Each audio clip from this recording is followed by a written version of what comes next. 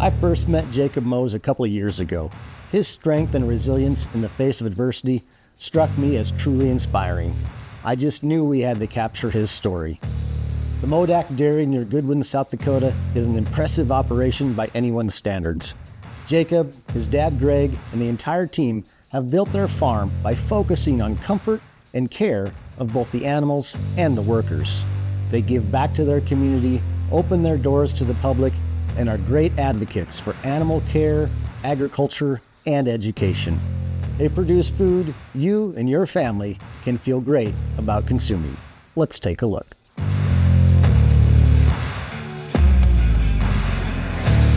So behind you see a 930-foot building, cross-vent barn. All the air is drawn in from the front side. Milk cows and dry cows are in here. We do a calve in this facility.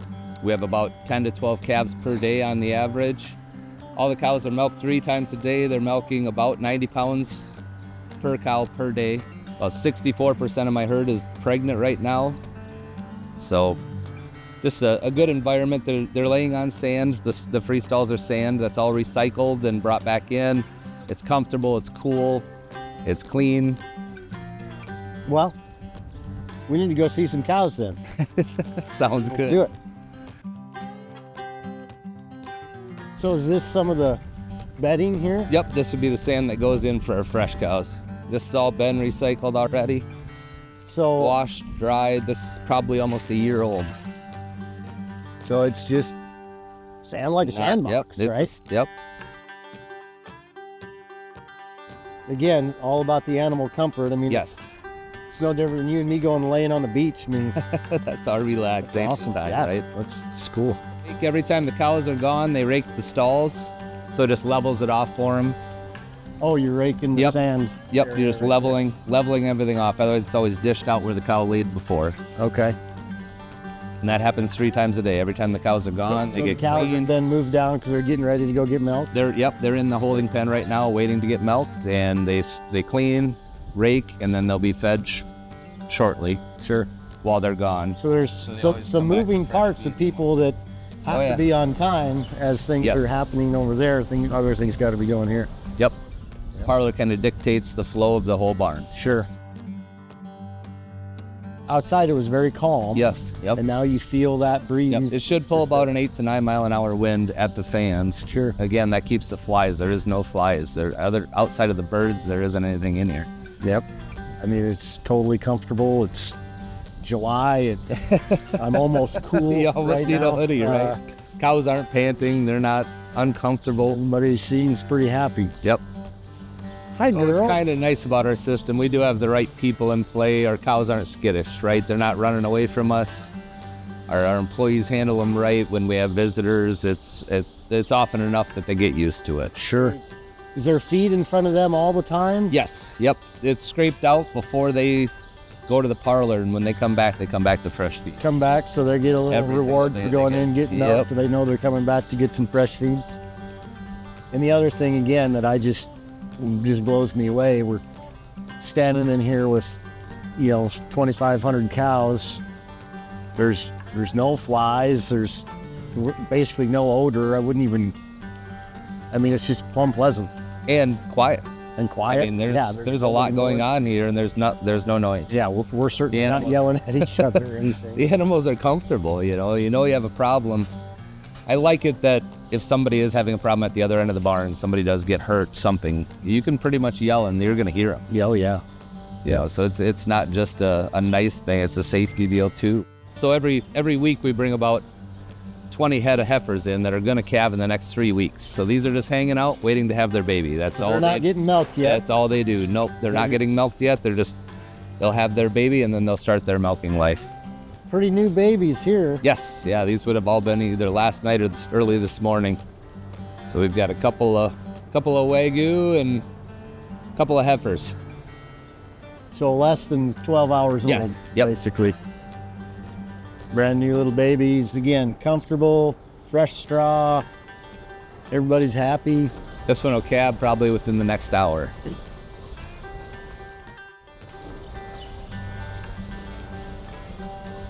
You got somebody that's just really on. Devoted. I have one gentleman he pushes feed, he feeds the calves, and he takes care of the calvings. Yep.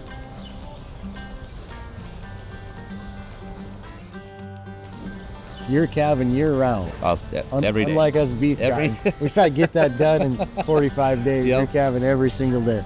Yep.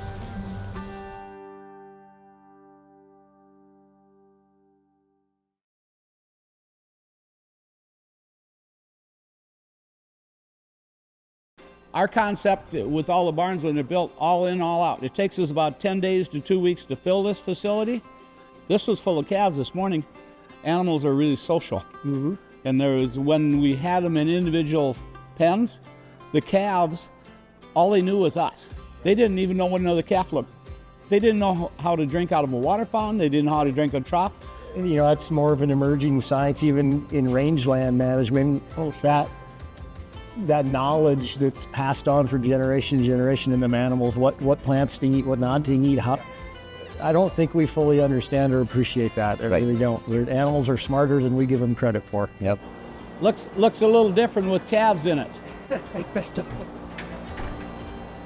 See, these were all just born this morning. So the calves come in day one, stay in their group with their buddies and hang out, and you can kind of tell how fresh it is in here. And with this open concept, we can see who isn't feeling good way before they show you a sign. Sure, they're gonna lay down, stay and laying hang over out. there. He doesn't want to come eat. Yeah, right. So we got a problem. Might not with have that. a snotty nose, watery eyes, or droopy ears, but it's telling you something. So you're light years ahead of, and you don't have to go in so aggressive with treatments. It's an easy concept to feed calves. They have access to warm water in the winter. 24/7, they have access to water. If they're outside in a hutch, they're gonna have frozen water, so you have to dump it in the winter time, or it's full of flies in the summertime. There's no flies in this system, as long as you leave the doors closed, other than coming in to feed them. But by day two, they're coming up and eating. Right. To see the milk on brown deer. Yeah. And we started breeding with a Wagyu breed about 3 years ago. So these This are all month. half Wagyu. So I've got my Holsteins are the black and white. The blue tags would be the Wagyu ones, Okay. half Wagyu. So those And then are my purple ones would be Angus ones. okay. I've got purple. We're still doing some Angus, but Okay. more of our focus is on the Wagyu breed. Our last Wagyu ones went 90% prime. And we just blew everything out of the water here, this way. And then everybody, the first thing they ask, well, what do you do when you have an outbreak of disease? I said, we don't have one. Yeah. This was our answer to, instead of going to Kansas with our babies. That was our other option. Right, because a lot of dairies take the babies a day 90% old, of them. send them Yep. to Kansas or Arizona, and that's the Because of last our to see harsh them, winters, right? our hot, muggy summers. No control over environment. This was our We answer. get it now. And so now you can keep your calves, you keep them all the way through their lives, every single calf that you have on this place. Yep. And we have an environment that people want to work here. Necessity is the mother of all invention, right? So this whole contraption is pretty awesome, and people are copying. I mean, the proof's in the pudding there. People are Yep. copying it, and you're getting healthy calves, adding value to your operation. I mean, how do you beat it? It's really cool.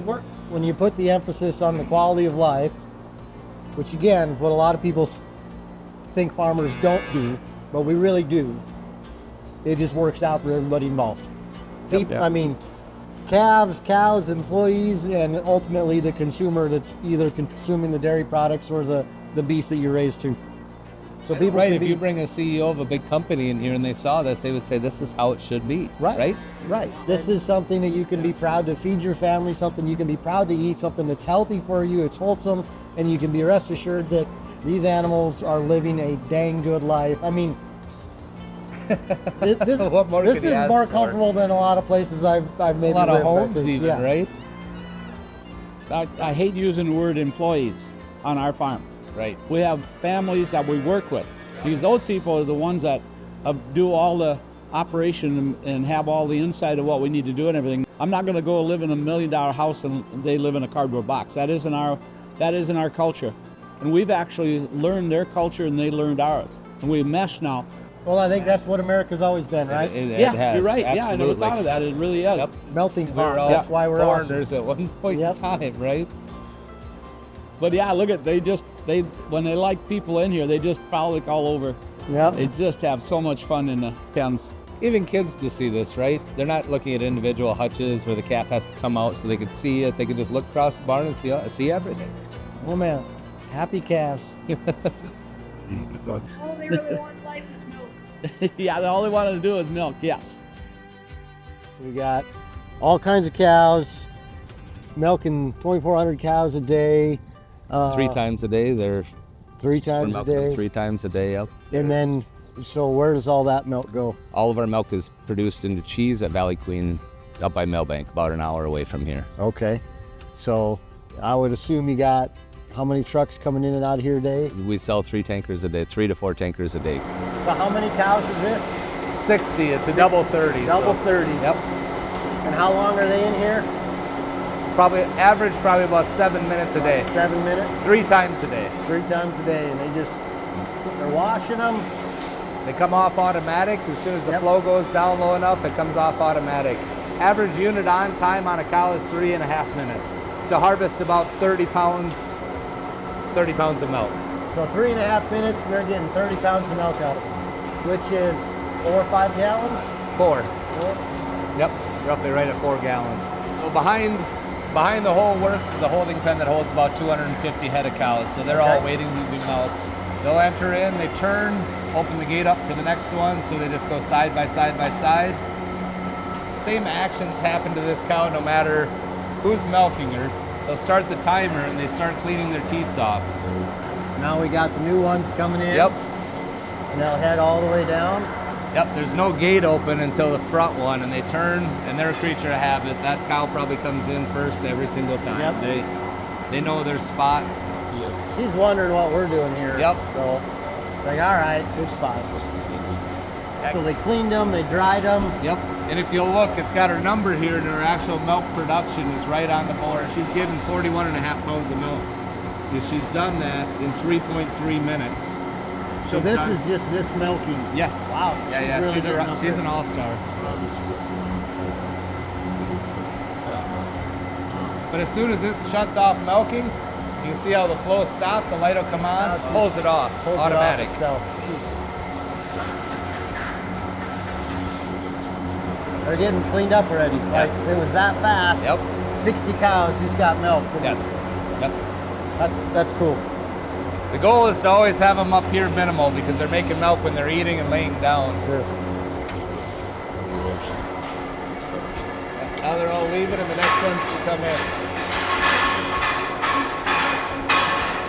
So as the milk comes out, goes into here, show us the rest of that process. Actually going down in the basement. We'll Let's go go down see there that. next.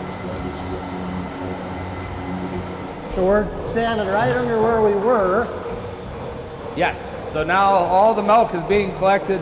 It's nice to have this area because if there is something you asked about breakdowns, everything can be maintained down here and it doesn't stop the parlor. There's not a person in the way. So this is actually measuring the milk. What you're seeing when it dumps, that's a measurement. So It gets collected, goes to the receiver there, and those 2 pumps on the end will actually kick the milk back up, pumping it back up. taking it back upstairs. Well, let's go follow the milk Yes. upstairs. Yep. I'm assuming it's got to get chilled down now. Yep. So everything's filtered. Okay. If there's foreign debris or whatever. Just Just in you want the case. milk to be kept clean. So this is coming in at 100 degrees, getting chilled down, leaving at 30, 39 degrees. 39 degrees. I think that's what the chart says. Should be 38, 39 degrees. Yep. 38 degrees for Just the milk temp. always. Okay. And you're just filling one of these at a time? Yes. How many? Yep. How big is this tank? 7,000 gallons, so an actual tanker 7,000 load. gallons. So this is the same as a tanker. That's tanker. Yep. They hook up the hose to the truck and hook up the pump. They actually just emptied this one. About every 8 hours, 7 to 8 hours, there's a tank full. You notice we have 2 of everything, whether it's vacuum pumps, air compressors, hot water heaters, you have to have backup. You can't take an 8-hour break with these cows. No Nope. matter blizzard, rain, shine, Correct. snow, doesn't matter. If that pump breaks, you gotta have the next one ready to go right now. Yes. Yep. Otherwise, those cows, if they miss a milking, they can all dry up. It's quiet out there now. It wouldn't be very quiet. Yeah, not good. Yeah. Not good. Rain or shine, we're always producing food for people, Yep, right? absolutely.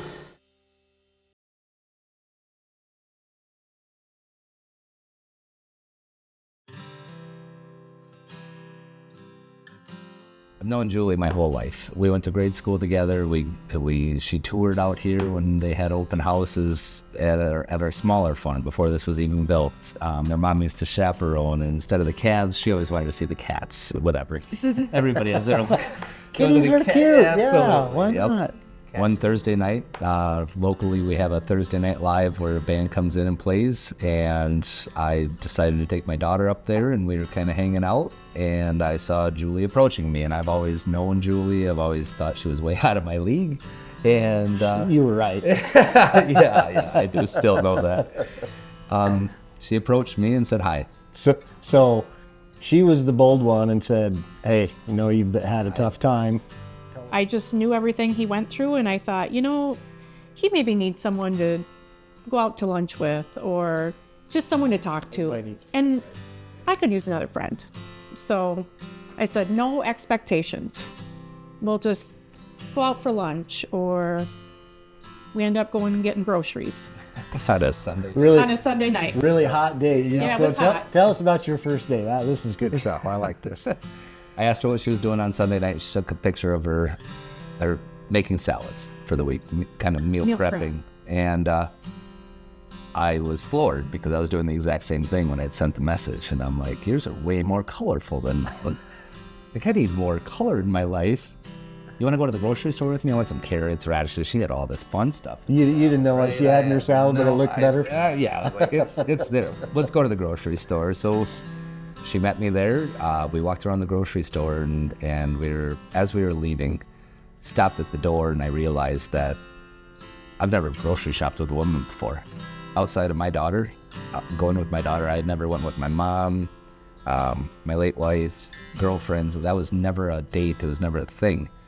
And that just kind of struck me as wow, this is something different. This is something that I haven't experienced. And honestly, from then on, it flowed. You just kind of, the rest is history, the kind cliche of. thing to say, but yeah, I've got- you hit it off, you hit it off. There's quite a few quirky little things. What we started making every Sunday was date salad making. Yep. So we met every Sunday. That's how we. And even now to this day, so you guys have been married now 5 years. five years. And in your house now, you were telling me earlier, you have a little piece of memorabilia about a salad or something. Tell Julie, tell me about that. Julie's got to tell you that. Yeah. Well, when I moved into a new house, my friends gave me a housewarming gift that said wine, because nothing ever good started from a salad. And so we still have it hanging up. It's so true, right? Right. I mean, that's how our story started. Can I ask you about this sign up here? So that's a sign that we had made after I lost my brother.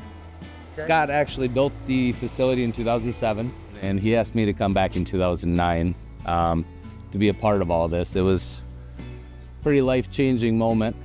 But this whole thing was really Scott's. Yep, Scott and Nicole, my cousin, built this. This was their vision. We worked side by side every day, and we had some pretty intense discussions about how do we handle our heifers, right? And we were just beating our heads up against the wall. How do we handle that many heifers? Oddly enough, Scott just said, why wouldn't we build something similar to this for our heifers? And everybody said, including the banker, it's never been done. Yeah, because nobody else has done that. Why would you do it? Right. It's cheaper, easier, more efficient to just send them. We didn't want that. We wanted to raise a good animal locally and use the resources that we have. We have the land base, we have the employees. We started designing that, and then it kind of went by the wayside that we didn't know if we were gonna, well, he passed away. Yeah. He died in a pickup crash. And it took me a minute to catch my breath. And so I started the design process of this. I had a lot of help from our nutritionists and again, our consultants on how and what to do and what was the right size. Do we just do a portion of them? And then a couple years later, I actually lost my wife. Mm-hmm. Another big hit.